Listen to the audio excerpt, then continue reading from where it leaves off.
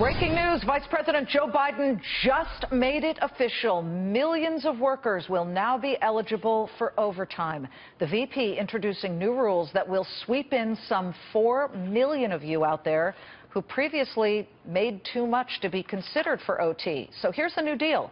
You will not be excluded from getting paid overtime until your salary reaches around 48 grand a year. The previous threshold was around 24 grand, and after that, if you were any higher, no overtime. So both Democratic candidates immediately have praised this move. Hillary Clinton saying it would, quote, lift up workers nationwide, while Senator Bernie Sanders tweeted, quote, it's time hardworking Americans got the pay they deserve. Businesses, of course, have pushed back, saying it would result in job losses. But the most curious part of this Biden-driven rollout was the location. Columbus, Ohio. Ohio, of course, is a crucial swing state for any candidate, since no Democratic nominee has ever won the White House without it since 1960. And by the way, no Republican has ever won the election without Ohio. Let's bring in Tom Baer. He's a Democratic strategist and a Hillary Clinton supporter. He produced both of President Clinton's inaugurations. But listen, Tom, as I know you, you call it like you see it. First, to your thought on this, about the overtime rule. According to a new poll, there are a lot of people who really felt, probably from the working class, that this was something that needed to be done. It's about time. It's absolutely ridiculous that you get no overtime today without this rule if you make over $23,000 a year. And the theory of this, since 1975, there's never been a change, is that we have to exclude administrative or executive personnel. So you're considered, quote, an executive personnel if you make over $23,000. Look, this is something that is needed. The American people are hurting, Liz. They need this, and it's about time.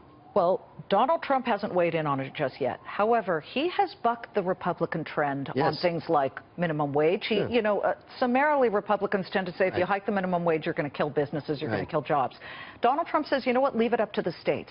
He's a businessman. He knows some states can afford to raise it higher, others cannot because of the cost of living. You know, if he comes out and says, okay, we can deal with this, and by the way, it was a compromise. The Obama administration had aimed higher. They wanted it to be more like 51,000, but they lowered it after they weighed in with businesses who said it can't be that high. That's right. Well, look, I don't think that Donald Trump is actually going to be opposed to this. It's ridiculous. He wants to get votes. You know, we have to have a safe... He's getting working class support. We have to have a safe America, and we have to have an economically viable America, but we also have to have a just America. And American working men and women are really getting the shaft because they cannot get time and a half if they make over 23,000. Let's get to the race here on the Democratic side. Bernie Sanders gave Hillary a run for her money. He won Oregon, and she won by a nose in Kentucky. Yeah. Does she have to make him her running mate? No. Why not? Because the issue of who your running mate is one paramount issue, and that is who can be president of the United States if you can't, if you're sick or unfortunately unavailable. Does Bernie get a role? What role? Well, I think he gets a role if he's interested in a role. You know, sometimes people are a little less than the movement that they create. And that is the case with Mr. Sanders. He's had 35 years at the public trough, hasn't done anything, and it seems to me that he has had an enormous whirlwind of support with people. And that you just swiped at Bernie Sanders. Wow. I didn't swipe at him. I'm telling you the truth. Okay. It's not a swipe.